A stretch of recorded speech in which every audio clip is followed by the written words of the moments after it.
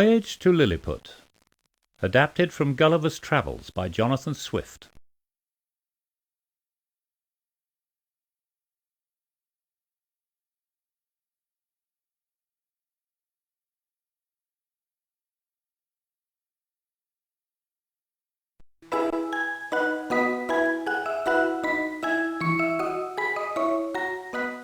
At the age of 14, I was sent to college in Cambridge.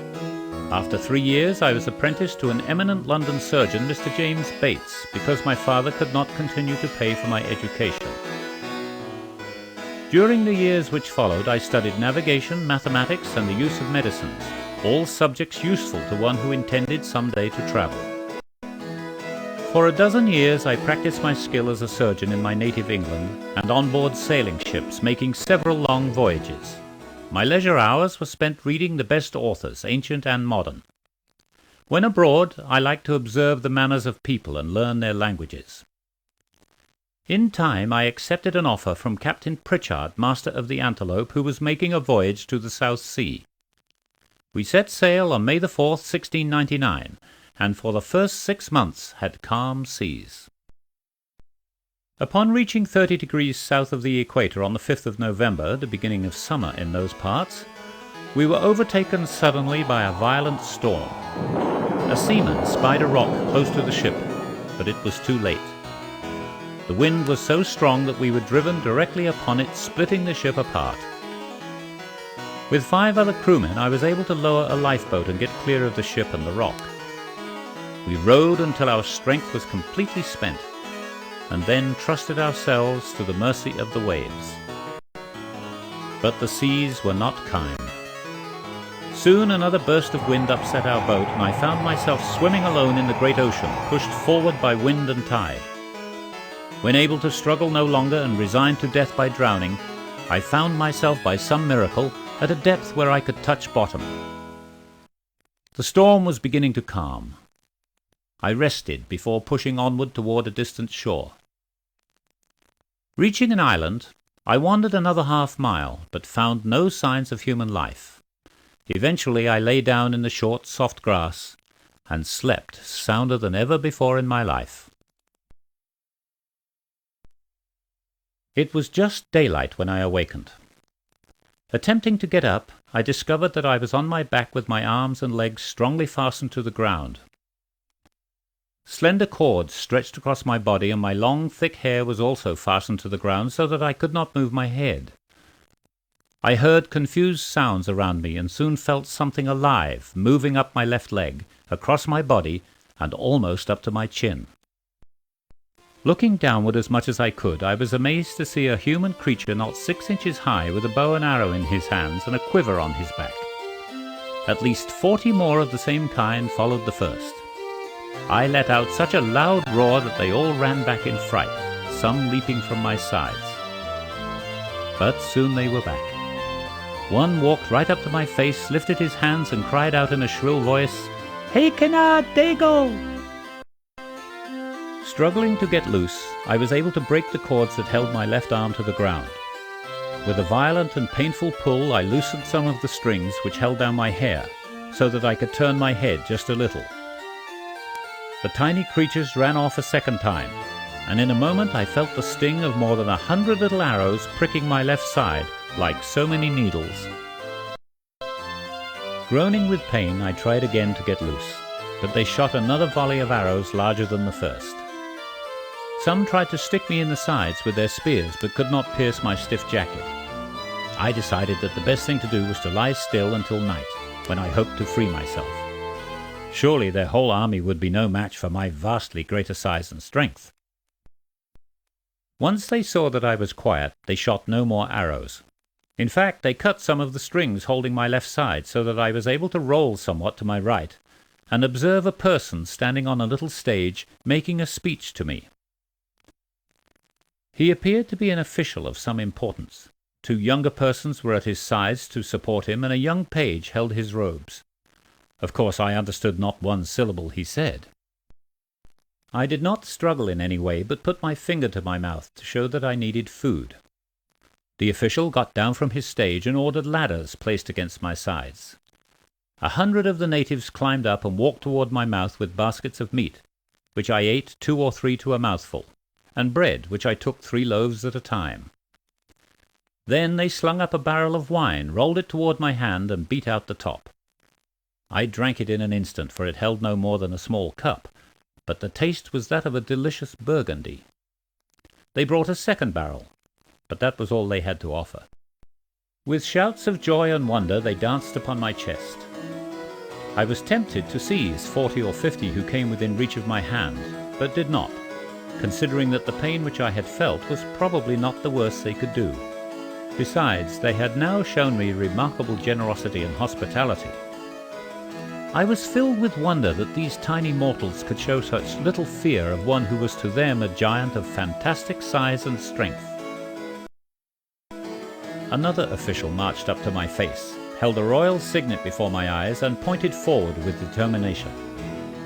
Later I learned that he was pointing toward the capital city. I made signs with my free hand to show that I wished to be set free, but was careful to do no harm to my tiny captors. Shaking his head and making signs, he let me understand that I would have to remain a prisoner, but could expect enough to eat and drink and very good treatment. With this, he and his attendants withdrew cheerfully, and others came to daub my face and hands with an ointment, very pleasant to the smell. In just a few minutes it removed all the sting of their arrows. This refreshment, added to the fine food and drink which I had received, left me feeling inclined to sleep. Indeed, I slept about 8 hours, and it is no wonder, for the emperor had ordered a sleeping potion mingled in the wine. It seems that the emperor, upon learning of my arrival, had quickly made plans to tie me while asleep and bring me to the capital, a bold and dangerous idea, but also wise and generous. This ruler generously supports the education of his people, who are excellent mathematicians and have achieved great skill in constructing mechanical devices.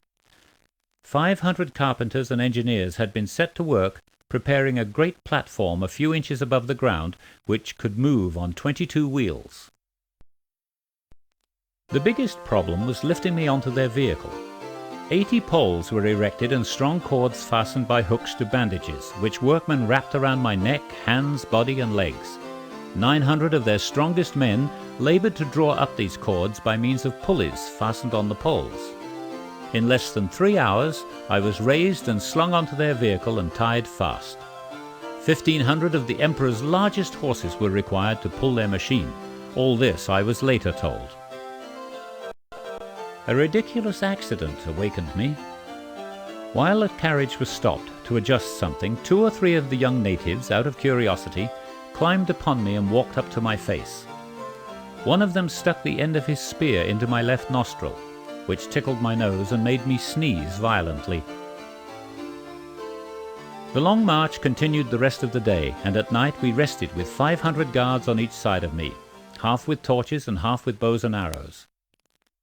Moving again at sunrise, we arrived at the city gates about noon. The emperor and all his court came out to meet us. It had been decided that I should lodge in an ancient temple which stood near the place where we stopped. The great gate was just large enough so that I could creep inside. 91 chains, like those which we use on a pocket watch, were locked to my left leg by means of 36 padlocks. When the workmen were certain that I could not break loose, they cut all the strings that bound me. With sadness I stood for the first time in several days. The noise and astonishment of the people as I towered above them cannot be expressed. My chains were about 2 yards long and fastened within 4 inches of the gate, so that I could walk backwards and forwards in a semicircle, or creep into my house to lie full length on the floor. The emperor and many of his lords ascended a tower nearby for the purpose of viewing me. I am told that 100,000 citizens came out of their town to see me, and in spite of guards, many thousands climbed upon my body by means of ladders before I was allowed to stand up. When standing, I beheld an entertaining scene. The country looked like a garden, with beds of flowers ringed by stands of miniature trees. The capital city was like the painted scene of a town in a theatre. The emperor came down from his tower and rode toward me on horseback. To the horse I must have looked like a mountain moving. Startled, it reared up on its hind legs, but His Majesty was an excellent horseman and kept his seat.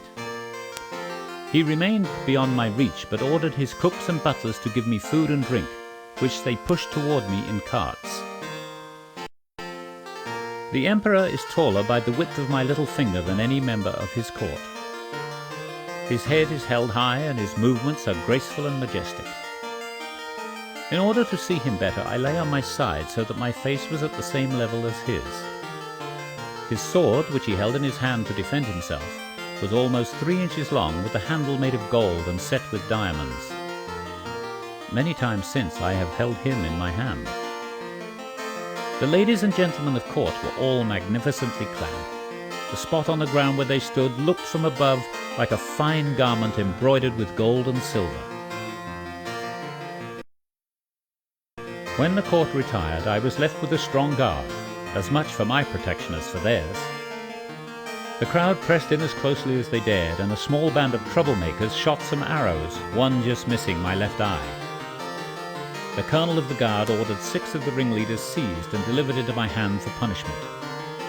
I put 5 of them into my coat pocket and held the 6th to my face as if I were about to eat him alive. The poor man squealed terribly, and the whole crowd shrieked in fright when I took out my penknife. But soon I put the man gently on the ground and cut the strings which bound him, and away he ran. The others were taken out of my pocket one by one and treated in the same manner. I could see that both the soldiers and the people were much impressed by my punishment and act of mercy. At night I squeezed into my house and lay on the bare ground. After 2 weeks, the Emperor gave orders to have a bed prepared for me. 600 beds of their common size were brought in carriages.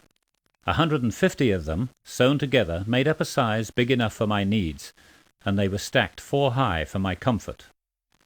In the same way they provided blankets more than sufficient for one so used to long hardship as I. In the meantime, as I have since learned, the Emperor and his council had long debates about what should be done with me. Some feared that I might break loose, and others that I would eat so much as to cause a famine in the land. There was talk of starving me to death, or of shooting me with poisoned arrows. Fortunately, the report of my treatment of the 6 criminals greatly moved His Majesty, and was much to my favour with the council. A decree was issued to have food from nearby villages delivered each morning. At the Emperor's expense, 600 persons were assigned to be my domestic servants, and tents were erected for their families at each side of my door. 300 tailors were ordered to make me a suit of clothes in the fashion of the country. 6 of His Majesty's greatest scholars were employed to instruct me in their language. I made rapid progress in learning the language. The Emperor often honored me with his visits and enjoyed assisting in the teaching. The first thing I learned to express was my desire for freedom, which I repeated daily on my knees. His Majesty advised me to be patient, and by my gentle behavior to earn the good opinion of himself and his subjects. His Majesty also informed me that, as required by law, he had ordered a search of my person for weapons which might be dangerous to them. Such a search could hardly have been carried out without my cooperation, and I agreed after receiving promises that anything taken would be returned when I left their country. Into my hands the Emperor trusted 2 of his officials, who made an exact inventory of everything they saw. Here is their list as I later translated it into English. In the right coat pocket of the Great Man Mountain we found 1 piece of coarse cloth, large enough to be a carpet in your Majesty's great room of state. In the left pocket was a huge silver chest with a cover which we were not able to lift. He opened it and we stepped in, finding ourselves up to our knees in some sort of dust which set us both to sneezing. In the right waistcoat pocket we found a bundle of thin white sheets, as long as 3 men, marked with black figures, folded one over the other and tied with strong cable.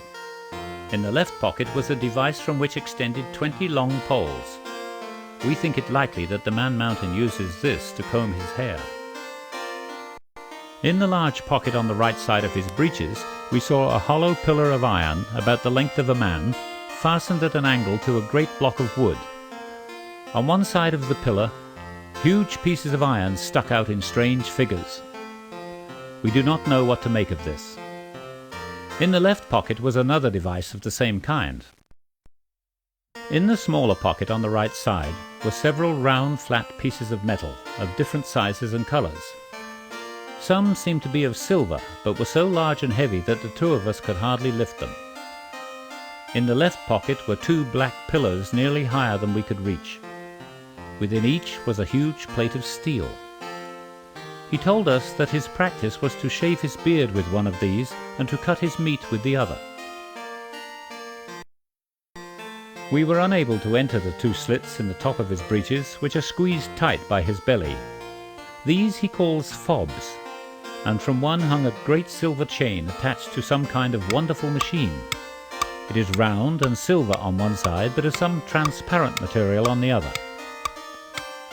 On the transparent side, figures are drawn in a circle, but the material prevented us from touching them. The machine makes a constant clanking noise. From the left fob he removed a net, large enough for catching fish, which opens and shuts like a purse. In it we found several huge pieces of yellow metal which, if they be real gold, must be of immense value. Finally, he wears a belt about his waist, made of the hide of some great animal. On the left side hung a sword the length of 5 men, and on the right a bag divided into 2 parts, each large enough to hold 3 of your Majesty's subjects. In one part were balls of shiny metal about the size of our heads. In the other was a heap of black grains, small enough that we could hold 50 in the palms of our hands. When the Emperor had read the inventory, he directed me to display these items. As 3,000 of his troops surrounded me with bows and arrows, I drew my sword and waved it over my head. The reflections of sunlight dazzled the eyes of the troops, who shouted in terror. His Majesty calmly ordered me to cast the sword as gently as possible on the ground beyond the end of my chain. Next he wished to see one of the hollow iron pillars, meaning my pocket pistols. Placing powder but no bullets in it, I fired into the air. This time even His Majesty was shaken, but firmly directed me to give up both pistols and the pouch of powder and bullets in the same manner as the sword. I begged him to keep these objects from any fire, since the smallest spark could blow the imperial palace into the air. The Emperor was very curious to see my watch, and commanded 2 of his tallest yeomen to bear it on a pole upon their shoulders. Amazed at the continual noise and the motion of the minute hand, he sought the opinions of his learned men about what it could be. In turn I displayed my silver and copper coins, my purse with 9 large pieces of gold, my knife and razor, my comb and silver snuff-box, my journal book and handkerchief. All these items were returned to me. I did not reveal to them, however, a private pocket, which held a pair of spectacles, a small spyglass, and several little conveniences of no danger to the Emperor. These I did not wish to take the risk of losing. My gentleness and good behavior were making such an impression upon the Emperor and his court, and indeed upon the people in general, that I began to have hope of soon receiving my freedom. I did everything possible to encourage their trust, and little by little they began to lose all fear. Sometimes I would lie down and let 5 or 6 of them dance on my hand, or the boys and girls play hide-and-seek in my hair. One day the Emperor decided to entertain me with the kind of variety show in which they excel. Most especially I was amazed by the dancers who perform upon slender white threads nearly 3 feet from the ground.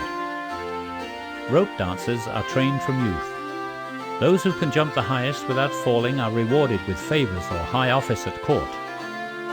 Often the chief ministers themselves are commanded to show their skill and convince the Emperor that they have not lost their abilities. I have personally seen Flimnack, the Lord High Treasurer, do somersaults on the slender cord. The horses of the army and those of the royal stables were daily led before me until they were no longer shy about coming up to my feet. The riders would have the horses leap over my hand, and once one of the Emperor's huntsmen on a spirited steed leapt over my foot, shoe and all, a truly impressive deed. One day, while I was entertaining the court, a messenger arrived to inform His Majesty that some of his subjects had seen a great black object near the place where I had been discovered. It was round, as big as His Majesty's bedchamber, and very oddly shaped, rising in the middle as high as a man. By climbing upon each other's shoulders they had found it to be flat on top, and by stamping upon it had found it to be hollow within. They believed it must belong to the Man Mountain. I was glad to receive the news, for I knew at once what the object was. It seems that upon reaching shore, after our shipwreck, I had lost my hat. It was fastened to my head by a string, and I had supposed it lost at sea. It must have remained on my head all the time I was swimming, the string breaking only after I reached land. I explained the use of the object to His Majesty and humbly asked to have it brought to me. The next day wagoners arrived with it, but not in very good condition.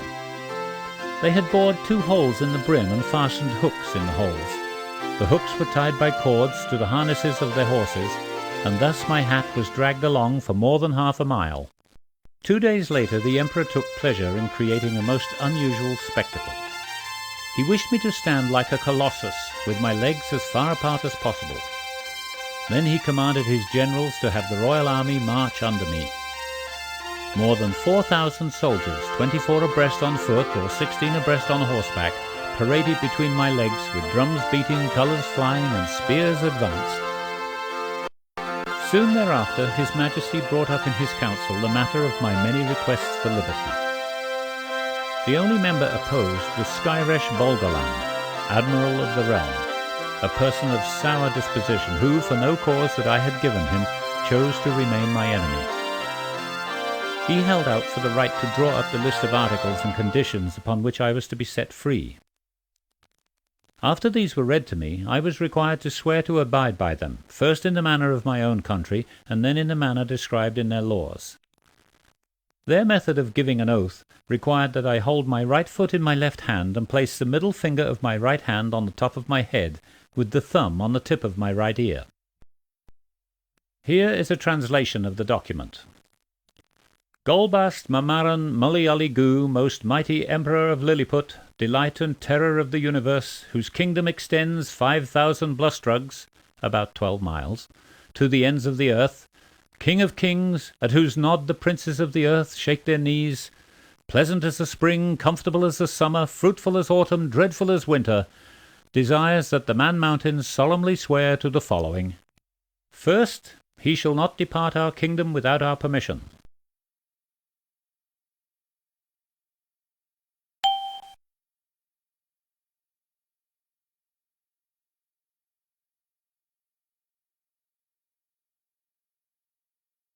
Fifth, he shall be our ally against enemies in Blefuscu, and do his utmost to destroy their fleet.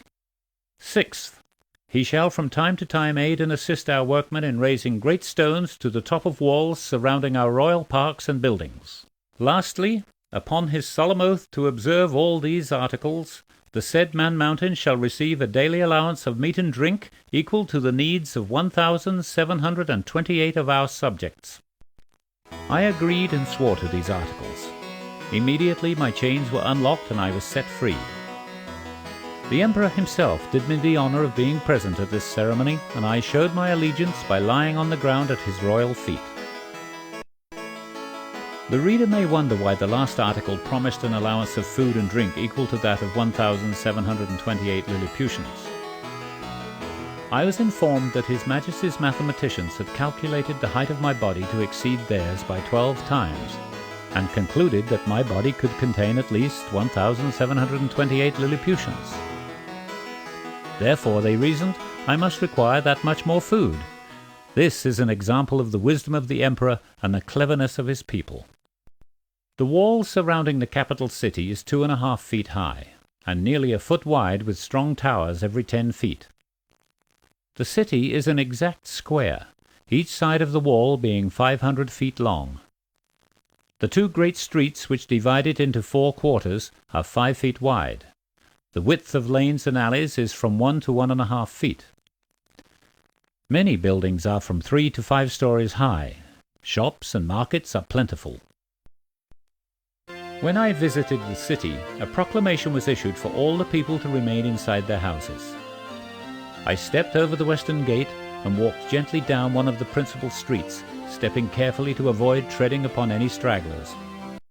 The Emperor's palace is in the center of the city, where the two great streets meet, and is surrounded by another wall 2 feet high. His Majesty desired that I should see the magnificence of his palace and royal apartments, but it was difficult to devise a way of doing so without damaging any of the walls and buildings. Very carefully, I made my way into the inner courtyard, and, lying down upon my side, peered into open windows. There I saw the Empress and the youthful royalty with their attendants in the most splendid apartments that can be imagined. Her Majesty was pleased to smile very graciously and give her hand out the window for me to kiss. One morning soon after, I was visited by Reldresal, whose title was Principal Secretary of Private Affairs. He told me that, although conditions within the empire might appear orderly and happy, His Majesty faced great dangers.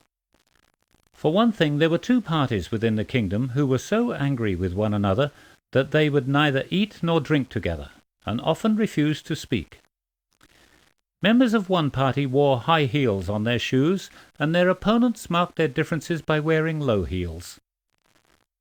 The Emperor much favoured the low-heel party, all officers of court being of that group, and His Majesty's heels being the lowest of all. The high-heelers were greater in number, but the low-heelers had much greater power. Besides this problem, the country was threatened by invasion from Blefuscu, the other great empire of the universe. He much doubted that there were other kingdoms and states inhabited by humans as large as myself, as I had stated. Their wise men argued that 100 mortals of my size would quickly destroy all the fruits and cattle of the land, and therefore I must have dropped from the moon or one of the stars. Lilliput and Blefuscu had been at war for 36 moons, over the question of the way to break eggs before eating them. In times long ago, people had always broken their eggs on the larger ends, but His Majesty's grandfather, while a boy, happened to cut one of his fingers while breaking an egg in the ancient way. The Emperor, his father, then issued an edict commanding all subjects under penalty of law to break their eggs on the smaller end. The people so resented this law that 6 rebellions followed. In time, thousands of persons lost their lives rather than submit to breaking the smaller ends of their eggs. As a result, many big Endians had fled to Blefuscu, where the Emperor of that country was more than ready to take advantage of the situation. A bloody war had been carried on, countless ships and many thousand soldiers and seamen on both sides being lost. Now, the secretary told me, Blefuscu had equipped a great fleet which was preparing to attack Lilliput. His Imperial Majesty was placing great confidence in my valor and sense of duty. I told the secretary that I was ready, even at the risk of my life, to defend His Majesty's person and empire against all invaders. The Empire of Blefuscu is an island north-northeast of Lilliput across a channel 800 yards wide. The most experienced seaman told me that at high water, the middle of the channel was 70 glumgluffs deep, about 6 feet, and the rest of it 50 glumgluffs at most. Lying down behind a small hill so as not to be seen, I took out the small spyglass from my private pocket to have a look. The enemy fleet consisted of about 50 men of war plus many other ships, all at anchor and ready to sail. The people of Blefuscu knew nothing of me, so I could easily take them by surprise. I formed a plan. I asked the Emperor to supply me with a great quantity of the strongest cable and iron bars. The cable had the thickness of string and the bars the size of knitting needles. To make them stronger, I twisted 3 of the cables together. I also twisted 3 of the iron bars, bending the ends to form hooks. After fixing 50 hooks to 50 cables and removing my coat, shoes and stockings, I waded into the sea. Only half an hour of walking and swimming were needed to reach the enemy fleet. The people were so frightened when they saw me that they jumped from their ships and swam to the shore. Placing a hook through a hole at the prow of each ship, I tied all the cords together at the other end. While I was doing this, the enemy shot several thousand arrows, many striking me in the hands and face, causing a good deal of pain. Fearful for my eyes, I removed from my private pocket the pair of spectacles and fastened them strongly upon my nose. Now, as I continued my work, many arrows did strike the glass, but my eyes were safe. I took the knotted cord in my hand and began to pull, but not a ship would stir, because all were held fast by their anchors. Boldly wading among the fleet, I cut the anchor cables with my knife, receiving more than 200 shots in my face and hands. Then it was easy to tow all 50 of the enemy's men of war out into the channel. When the Blefuscarians saw their whole fleet moving as one away from their shore, they sent up an awful scream. When out of danger, I picked out the arrows from my hands and face and rubbed on some of the Lilliputians' soothing ointment. The Emperor and his whole court were standing on the shore, and saw the ships moving toward them like a great half-moon. Because I was up to my neck in water, they could not see me, and greatly feared that I had drowned, and that the enemy's fleet was nearing for an attack. But as I rose from the water, I lifted up the ends of the cables and cried in a loud voice, "Long live the powerful Emperor of Lilliput!" His gracious Majesty greeted me with all possible praise, and on the spot conferred upon me the Order of Nardak, the highest title of honor among them. The ambition of kings is unending, however. Soon the Emperor wanted me to bring all the rest of Blefusco's ships to his ports, destroy all the big Indians, and make him Emperor of the whole world. I made excuses because I did not want to bring a free and brave people into slavery. There were those in council who agreed with me, but His Majesty never forgave me. This was the beginning of my loss of favor at the royal court. 6 weeks later, there arrived from Blefuscu ambassadors with a humble offer of peace.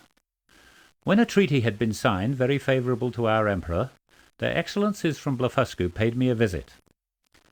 Although I had stolen their fleet, they thanked me for later being their friend at the court of Lilliput, and invited me in the name of their emperor to visit his kingdom. When next I saw our emperor, I requested permission to call upon the ruler of Blefuscu. In a very cold manner he agreed, but he never sent the official papers saying that I could leave the island. Later I learned that Flimnap and Bolgalam had told him of my meeting with the ambassadors, saying it showed that I could no longer be trusted. In my heart I knew that I was free from any thoughts disloyal to our emperor. One night, around midnight, I was awakened by urgent cries for help. The apartments of Her Imperial Majesty the Empress were on fire. Orders were given to clear the way before me as I attempted to get quickly to the palace without stepping on anyone. Ladders had been placed against the palace walls, and buckets of water were being passed from one person to another and thrown on the fire. But the buckets were only about the size of large thimbles, and the best efforts of the people had little chance against the violent flames. The situation seemed desperate. The magnificent palace would surely burn to the ground. I did the only thing I could think to do. By chance I had that evening drunk a great deal of a most delicious wine, and it was still all within me. I was able to relieve myself in such quantity and applied so well to the proper places that in 3 minutes the fire was completely put out. I returned home without speaking to the Emperor because, although I had done him a great service, yet I was not sure how His Majesty might feel about the way in which I had performed it. It was, in fact, a capital crime for anyone to relieve himself in the vicinity of the palace. The Emperor did send word that he was recommending my pardon to the High Court, but the Empress, I was informed, was enraged by what I had done, and had moved to the far side of the palace, vowing revenge. The reader is probably curious to know many things about the Lilliputian people. Their common size is somewhat under 6 inches high, and all other plants and animals are in proportion. The tallest horses are between 4 and 5 inches in height, the tallest trees about 7 feet. Although the smallest birds are all but invisible to me, nature has adapted the eyes of the Lilliputians to see such things clearly.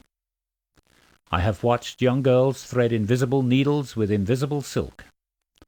They are not, however, able to see for great distances.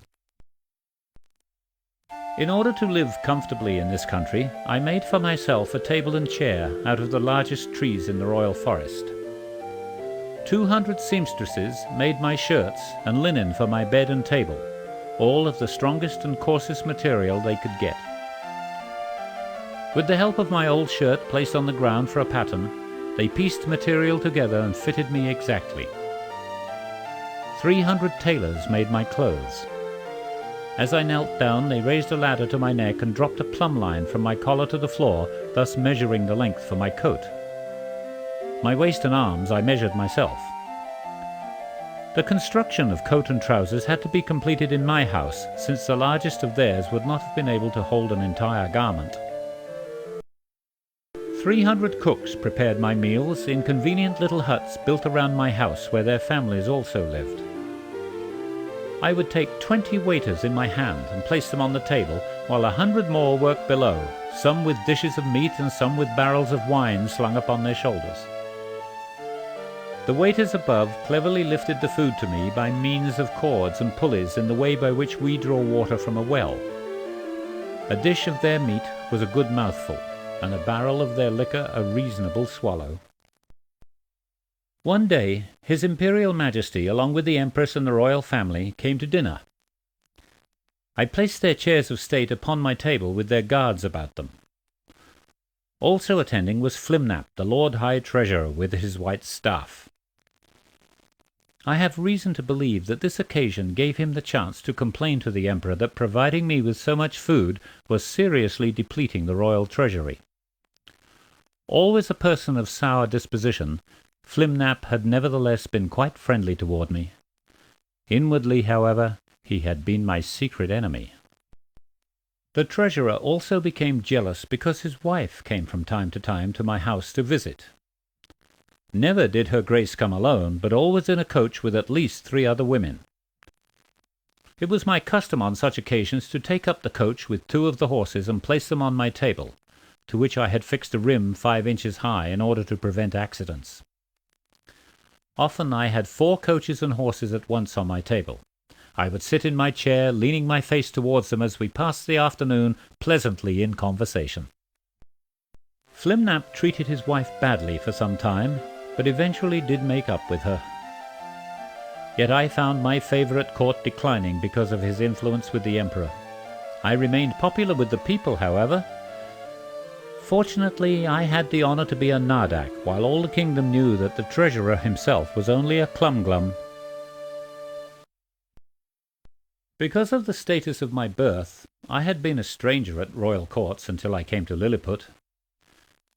Indeed, I had heard and read enough of great princes and ministers, but never expected to find myself in a place where their thoughts and actions had such direct effect upon my life.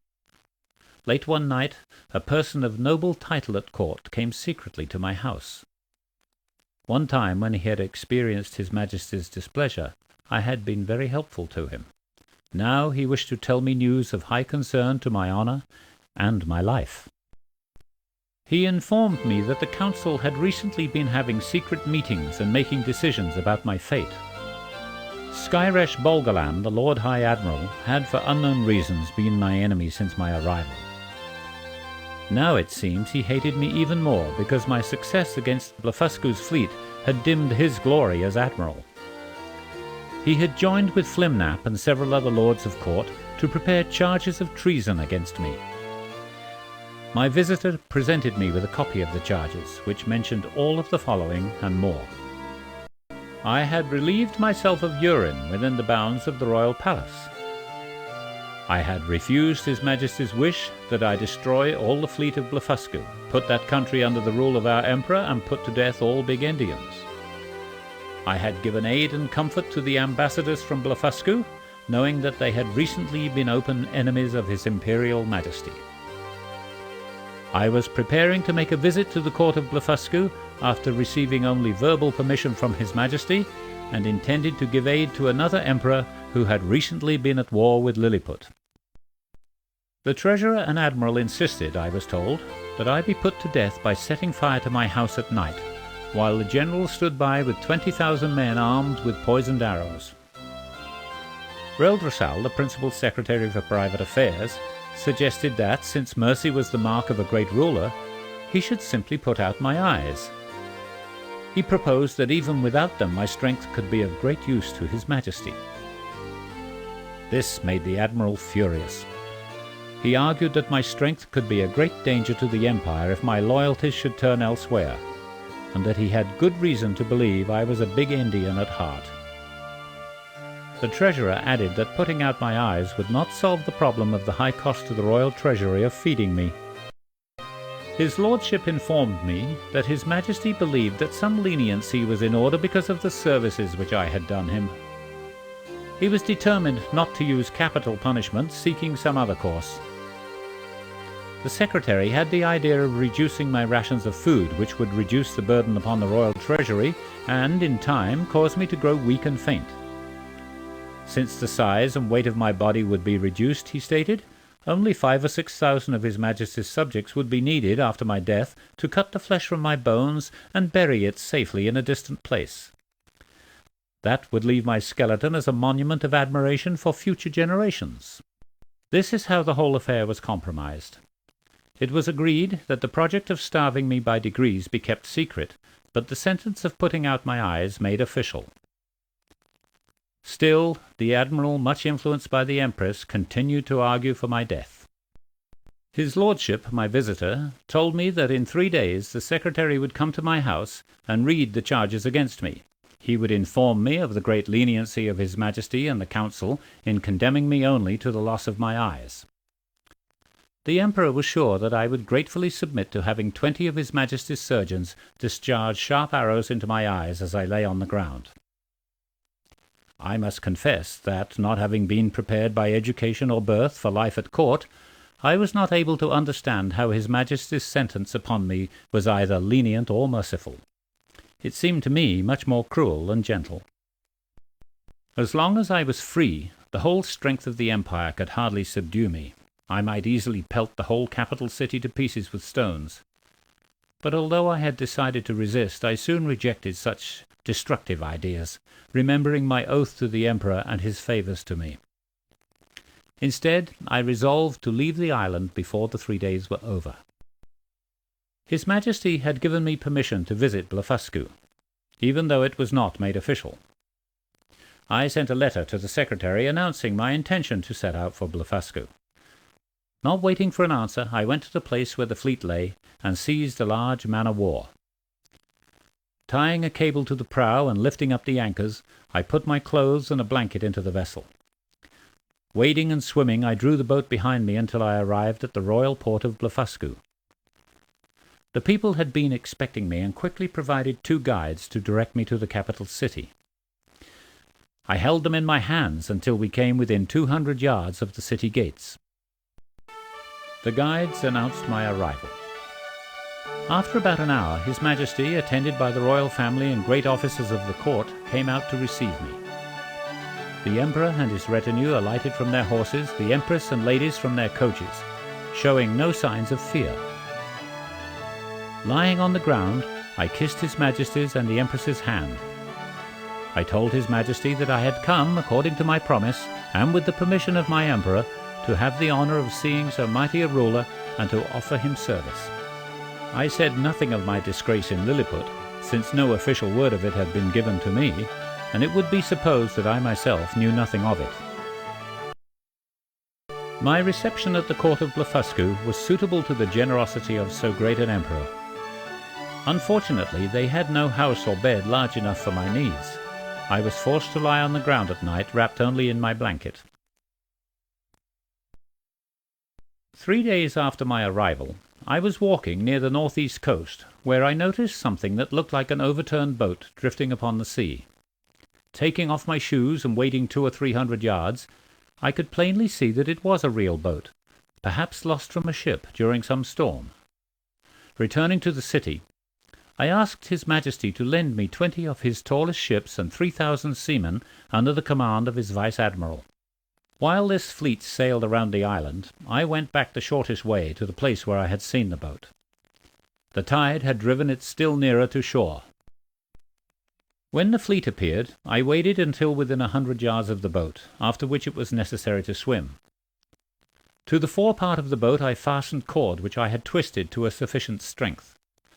The other end of the cord was secured to a man-of-war. Because I was over my head in water, I had to swim behind and push the boat from time to time with one hand. The tide still favoured me, and I was able to advance the boat to the point where I could touch bottom. After resting 2 or 3 minutes, I gave the boat another shove, rested, and shoved again. Now the hard work was done. I fastened cables, which were stowed in the other sailing ships, to the boat. The seamen towed, I shoved, the wind was favourable, and soon we arrived at shore.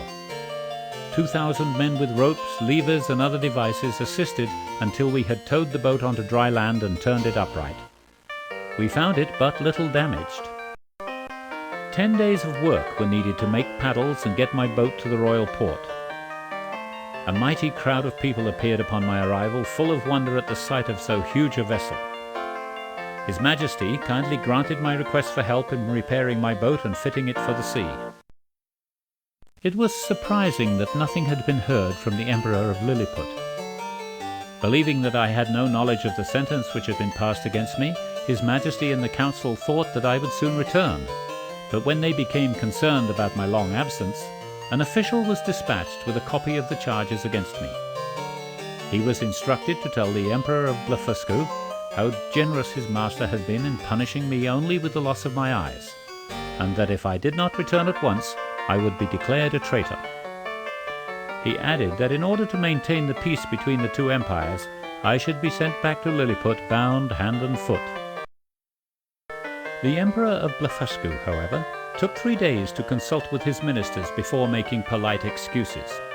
He said that sending me bound was quite impossible because he owed me much for my great help in making peace, adding that both their majesties would find comfort in the fact that I had found a vessel able to carry me on the sea. He expressed his hope that in a few weeks both empires would be freed from the burden of supporting me. In private, His Majesty offered me his gracious protection if I would continue in his service. Although I believed him sincere, I had resolved never again to put my trust in royalty and their ministers if I could possibly avoid it. Thanking him for his kind offer, I begged to be excused, saying that, for good or evil, I preferred to venture onto the ocean rather than continue to be a cause of conflict between two such mighty emperors. I think that His Majesty was not at all displeased, and in fact that he and his ministers were quite relieved. It seemed well to depart as quickly as possible. 500 workmen were employed to make 2 sails by quilting together 13 bolts of their strongest linen. I made ropes and cables by twisting together 10, 20, or 30 of the thickest and strongest of theirs. A great stone served me for an anchor, and the tallow of 300 cows sealed my boat. His Majesty's ship carpenters assisted by smoothing the oars and masts after I had done the rough work. After about a month, all was prepared. When I was ready to take my leave, the Emperor and royal family came out of the palace. I lay down on my face to kiss his hand, which he graciously gave me, and so did the Empress and the young princes and princesses. His Majesty presented me with 50 purses, each with 200 coins, and a full-length picture of himself. In the boat I stored as much meat, bread, and drink as 400 cooks could provide. I took 6 cows and 2 bulls alive and as many ewes and rams, hoping to carry them to my own country and reproduce the tiny breeds. To feed them on board I had a good bundle of hay and a bag of corn. I would gladly have taken a dozen of the natives with me, but that was one thing the Emperor would by no means permit. Having prepared all things as well as I could, I set sail in the month of September. Late in the day, I spied a small island, sailed toward it, and cast anchor on the lee side. The island seemed uninhabited. I took refreshment and slept well. The day broke clear, and heaving anchor I steered the same course as the day before, directed by my pocket compass. My hope was to reach one of certain islands which I had reason to believe lay in that direction. I discovered nothing at all that day, but upon the next, about 3 in the afternoon, spied a sail to the southeast. Unable to attract her attention, I pursued at full sail for half an hour and hailed again. This time she hung out her flag and discharged a gun. My heart leaped with joy upon seeing her English colours.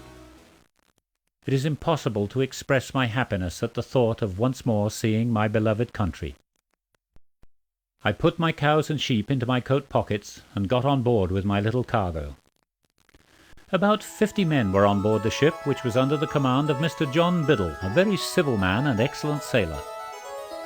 He desired to know from what place I had come, but upon hearing my story, quickly concluded that I was raving mad from being too long adrift at sea. The black cattle and sheep from my pocket caused great amazement and convinced him that I was speaking the truth. Then I showed him the picture given me by the Emperor of Blefuscu, and presented him with 2 of the tiny purses of gold, promising more when we reached England. Our voyage was safe and prosperous for the most part. There was but one misfortune. The rats on board carried away one of my sheep.